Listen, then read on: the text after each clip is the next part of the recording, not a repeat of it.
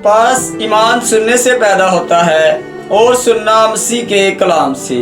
सब सुनने वालों को मसीह में सलाम। जैसा कि इससे पहली वीडियो में मैंने आपको खुदा के पाक कलाम में से बताया था, लोग यीशु को कबूल करने और उसके नाम पर ईमान लाने से खुदा के फर्जंद बने, यानी खुदा के बेटे।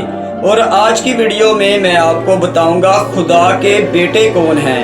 जैसा कि इससे पहली वीडियो में मैंने खुदा के पाक कलाम में से यूहन्ना की अंजील उसका पहला बाब और उसकी 12 आयत को पढ़ा था। जैसा कि वहाँ पर लिखा हुआ था, लेकिन जितनों ने उसे कबूल किया उसने उन्हें खुदा के फर्जंद बनने का हक बख्शा, यानी उन्हें जो उसके नाम पर ईमान लाते हैं।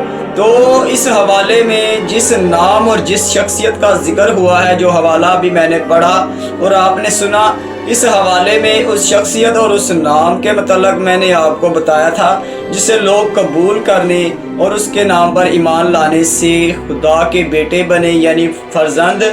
और इस हवाले में जो लफ्ज़ फर्जंद बाइबल मुकद्दस में लिखा गया है, इसके मतलब मैंने आपको इससे पिछली वीडियो में बताया था। पाक कलाम का जो हिस्सा मैंने इससे पहले पढ़ा था। तो आज की वीडियो में मैं आपको बताऊंगा खुदा के बेटे कौन हैं। क्या मैं और आप खुदा के बेटे हैं? क्या हम यीशु को कबूल कर लेने और उसके नाम पर ईमान ले आने से खुदा के बेटे बनेंगे या नहीं? खुदा के बेटे कौन हैं? आज की वीडियो में मैं आपको खुदा के पाक कलाम में से बताऊंगा।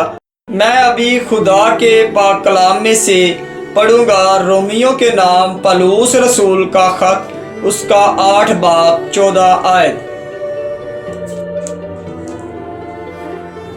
इसलिए कि जितने खुदा के रूह की हिदायत से चलते हैं वही खुदा के बेटे हैं।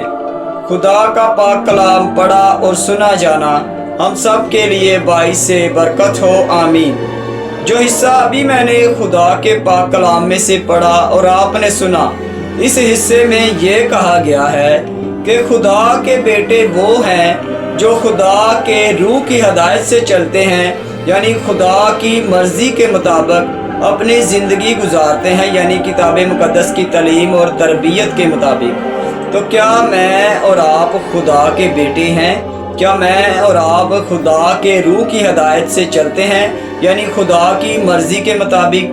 तो अपनी ज़िंदगी पर गौर करें। अगर हम खुदा के रूह की हिदायत से नहीं चलते तो आपने इस बात को जहन में रखना है, फिर मैं और आप खुदा के बेटे नहीं, यानी खुदा के फर्जंद। जैसा कि मैंने इससे पहली वीडियो में यूहन्ना की अंजील उसका पहला बाब और उसकी 12 आयत को पढ़ा था, वहाँ पर लोगों को यीशु को कबूल करने और उसके नाम पर ईमान रखने से खुदा के फर्जंद बनने का हक बख्शा गया, यानी खुदा के बेटे, यानी रूहानी बेटे बनने का हक बख्शा गया। तो अपनी ज़िंदगी पर गौर करें। क्या मुझे और आपको खुदा के फर्जंद यानी बेटे बनने का हक बख्शा गया है? पाक कलाम के इस हिस्से में तो ये कहा गया है, जितने खुदा के रूह की हिदायत से चलते हैं वही खुदा के बेटे हैं। तो क्या मैं और आप खुदा के बेटे हैं?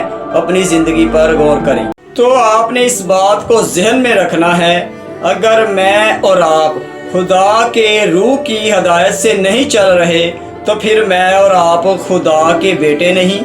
तो जैसा कि मैंने अभी खुदा के पाक कलाम में से पढ़ा और आपने सुना, यहाँ पर यही लिखा हुआ है, इसलिए कि जितने खुदा के रूह की हिदायत से चलते हैं वही खुदा के बेटे हैं। तो अपनी ज़िंदगियों पर गौर करें। क्या मैं और आप खुदा के बेटे हैं? क्या मैं और आप खुदा की हिदायत से चलते हैं, यानी खुदा की हिदायत यानी तालीम तरबियत पर अमल करते हैं?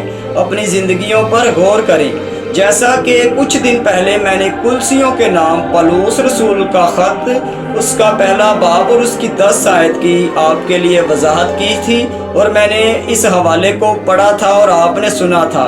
वहाँ पर लिखा हुआ था, ताकि तुम्हारा चाल चलन खुदावंद के लायक हो और उसको हर तरह से पसंद आए, यानी मेरा और आपका किरदार, जो मैं और आप ज़िंदगी गुजार रहे हैं, हमारे अमाल हैं, वो खुदा को पसंद आने चाहिए। पाक कलाम के इस हवाले में ये लिखा हुआ था।